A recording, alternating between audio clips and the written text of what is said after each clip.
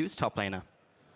Thank you very much, Pulse. I am joined by Kikis in the top lane, which if you're watching last year, that wouldn't have been the sentence we had been saying. Congrats on your win. Big victory over Fnatic. Now, Kikis, did that game go down exactly the way you expected? Because that was weird.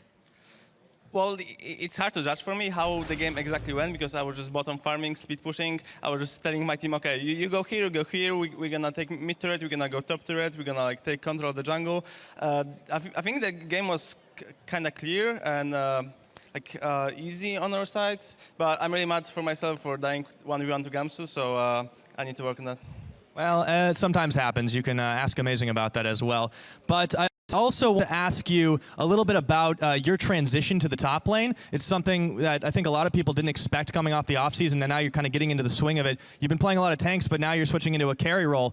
What do you think is your preferred role out of all the ones that are available in League of Legends?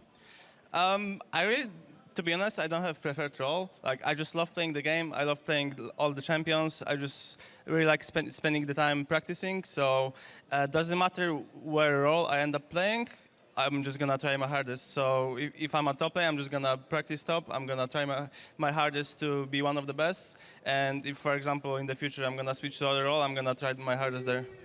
Excellent, excellent. And really, I mean, not that many people can do that. So congratulations again on that successful transition. Last question, now that you guys have taken out Fnatic, you had a very rough game against HCK, but you've beaten everybody else, and you're sitting very high in the standings. What do you think the perception should be for a team like G2? Well, I think we should be called one of the contenders right now, because I really believe in my team and our ability, because I think we are really good, and I would say we are top 4.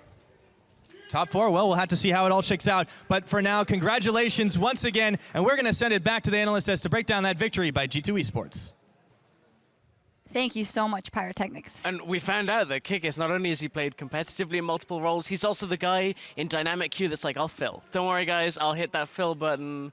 Don't worry about me, I'll play anyway. So on this one, he definitely did very good as Fiora in the top lane. That makes another victory, and I think rightfully so. That is essentially that they are top 4 in the league. They are right now, but possibly in the future as well. On the other hand, Fnatic, you had a long segment and very interesting bits about Reckless being behind at the 10-minute mark. Usually in the Fnatic games, this time he was ahead, but Fnatic dropped the ball elsewhere. Yeah, same problem, different causes really. Fnatic at the 10-minute mark, we're down 900 gold, and this time it wasn't Reckless. He was bang on even on CS, I think, but the main problem there was Spirit. He was getting caught out the entire, especially the first time he got caught out was in the enemy jungle, and we can see it on the screen. Like this is the first step. He's invaded in the enemy jungle. He gets collapsed on here.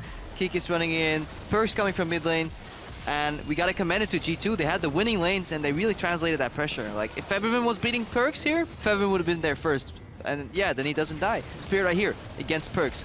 I mean, what is he hoping to achieve? Yeah, at this point, like, Perks is just saying, as long as I sit in the middle of the river, you're never going to deal your full damage to me.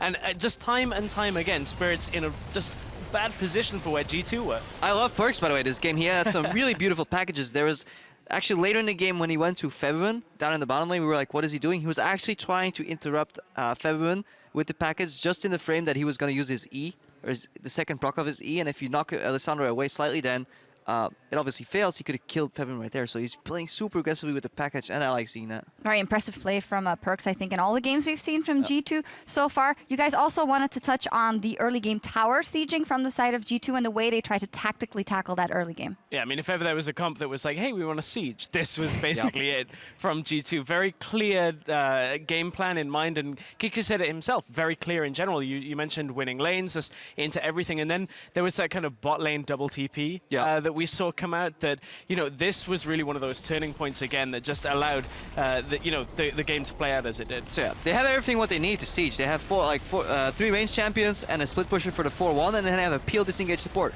Nice. What you need to avoid is what's on Fnatic's side, which is a hardcore team fight that hard engages onto siege. So if you engage past the turret, you get teleports behind you.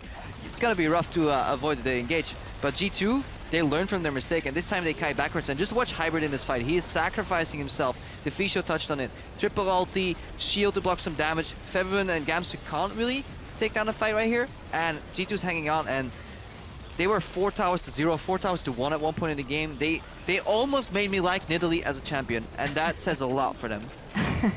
You were talking about that a lot indeed. You do touch on Fnatic's team fighting prowess. We know that the comp lent itself to going in and team fighting, but we did see that the communication also in this case was off and not that crisp team fighting, obviously, from a Fnatic we know from last season, but too far off the mark, even for now. Yeah, I really wanted to call up this replay, and what's going to happen here is you just keep your eyes on Gamsu and on Febiven in this fight.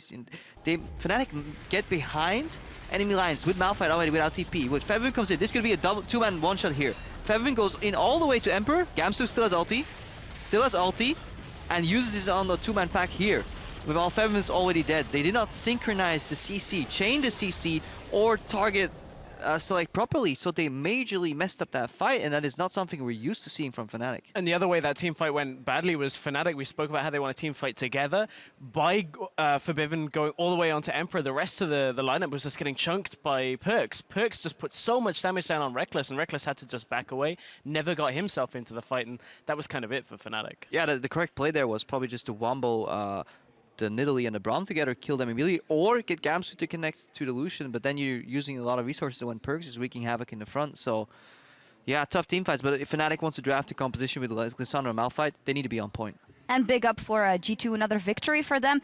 Also honorable mention for Hybrid on that Braum. We know he loves that champion, but a lot of those engages were negated by him and fights won because of him. Very good play. Yeah, just a couple small things that he does, just the little Q left and right next to certain ball, next to a minion, going for a champion that's maybe not as obvious, slowing him down, and that just puts so much zone on them. So many fights, Reckless goes in, gets a Q, and then suddenly he has to be scared of his life because in 3 more auto attacks, he's stunned and dies. And with that, G2 find themselves at the top of the tables. Up next on our stage, it is the Unicorns of Love versus Elements. And as we go, we'll hear from one of the biggest surprises out of the gate, the rebuilt roster of Elements.